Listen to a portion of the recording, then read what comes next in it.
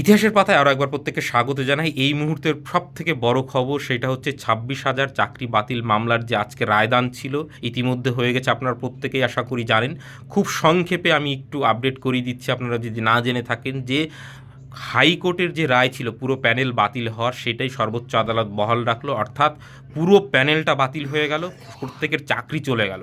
এবং সবথেকে বড় ব্যাপার, এই যে 5,500-এর মতন যারা দুর্নীতি করে চাকরি পেয়েছিল বলে এসএসসি ওই সুপ্রিম কোর্টে যে সংখ্যাটা দিয়েছে, যারা ধরা পড়েছিল তাদের পুরো চাকরি বাতিল, প্লাস সেই সঙ্গে তারা যে বেতনটা পেয়েছিল সেটাও ফেরত দিতে হবে। এবং 3 মাসের মধ্যে কিন্তু ফ্রেশ সিলেকশন করার কথা বলা হয়েছে। এবং এই ফ্রেশ সিলেকশনে কিন্তু যারা দুর্নীতি করে ধরা পড়েছে তারা কিন্তু আর বসতে পারছে না, তাদের চাকরিটা পাওয়ার সুযোগও আর থাকলো না। অর্থাৎ তাদের চাকরিও গেল, মানে সেই আমও গেল ছালাও গেল, এরকম অবস্থা।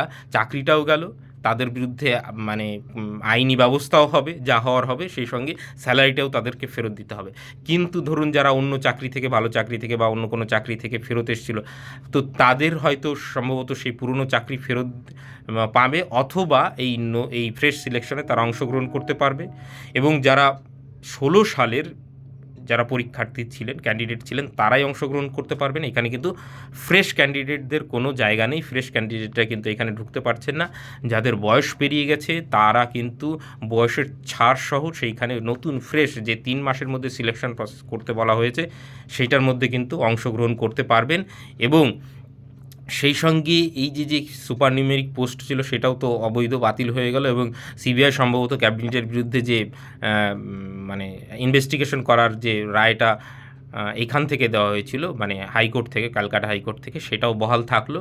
এবং সেই সঙ্গে আরও যখন রায়ের কপিটা আসবে, পুরো পুঙ্খানুপুঙ্খ বিষয়গুলো সম্পূর্ণ আমাদের সামনে পরিষ্কার হয়ে যাবে। আপাতত এইটুকুই যে পুরো প্যানেলটা বাতিল, চাল কাকর আলাদা করা গেল না, কারণ বারবার এইটা কিন্তু চেষ্টা করা হয়েছিল হাইকোর্টেও, সুপ্রিম কোর্টেও, হয়নি, সম্ভব হয়নি।